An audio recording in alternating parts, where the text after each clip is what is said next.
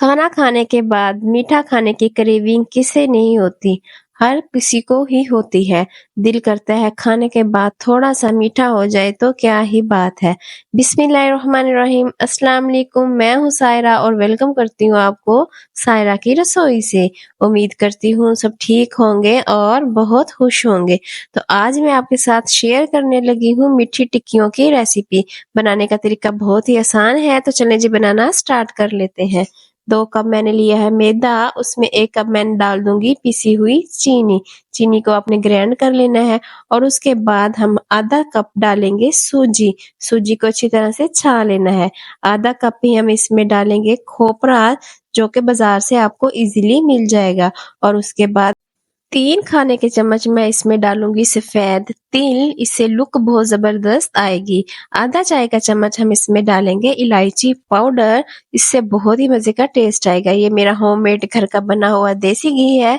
2 tablespoon हम इसमें डालेंगे देसी घी, और ये डालने के बाद हमने इसको अच्छी तरह से गूँध लेना है। सेम उसी तरीके से जिस तरह से हम आटा गूँधते हैं, बिल्कुल हल्के हाथों से हमने इसको अच्छी तरह से पहले मुट्ठी बनाकर इसको इस तरह से इकट्ठा कर लेना है, और उसके बाद हमने इसमें डाल देना है नीम गरम दूध आधा कप, और अगर हमें कम लगे तो हम इसको बाद में थोड़ा-सा और डाल लेंगे।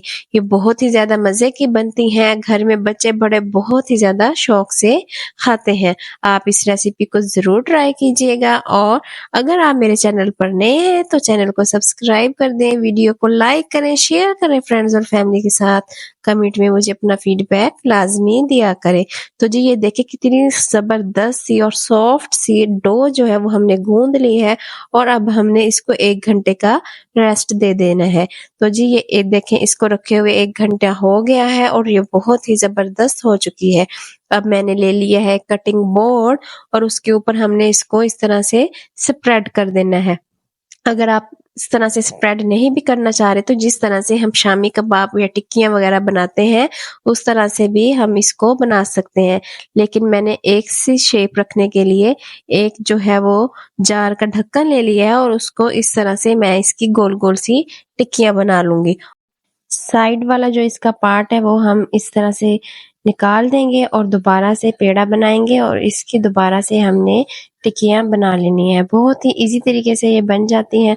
तो जी ये देखिए कितनी ज़बरदस्त सी हमारी ये टिक्की बन गई है। अब हमने बिल्कुल लो फ्लेम पे ऑयल को गरम करना है, और इस तरह से हमने एक-एक करके तमाम टिक्कियाँ डालती जानी हैं। 4 मिनट तकरीबन हमने 4 मिनट देने हैं। 4 मिनट के बाद हमने इसकी साइड चेंज करनी है।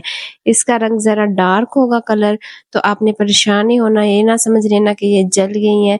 बिल्कुल आपने इनको लो फ्लेम पे कुक करना है, और कलर इस तरह से इनका डार्क ही होगा क्योंकि हमने इसके अंदर शुगर डाली हुई है, तो वो पककर थोड़ी-सी डार्क कलर की हो जाएगी। तो इस तरह से साइड चेंज करते जाना है, तकरीबन 7 से 8 मिनट लगेंगे, और ये ज़बरदस्त सी हमारी मीठी टिक्कियाँ बनकर तैयार हो जाएँगी।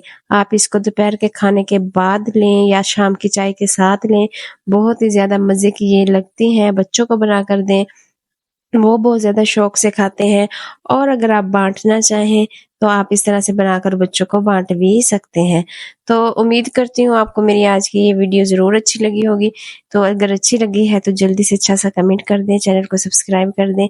तो कलर चेक कर लें, आप देखें कितना ज़बरदस्त आया है। तो जी ये देखिए ज़बरदस्त सी हमारी मीठी टिक्कियाँ बनकर तैयार है।